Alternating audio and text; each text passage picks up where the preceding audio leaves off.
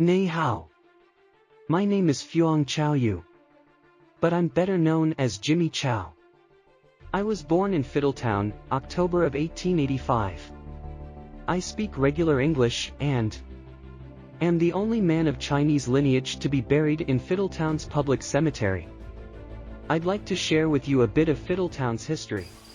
The Chinese gambling hall, meat market, and the Chu Ki herbalist store are currently museum structures that stand as time capsules of Fiddletown's Chinese heritage.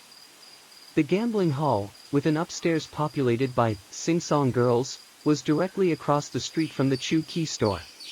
The painstakingly restored and fastidiously preserved Chinese museum buildings are frequently open for touring, and schedules are posted where one would expect to find them, especially during late spring, summer, and early fall.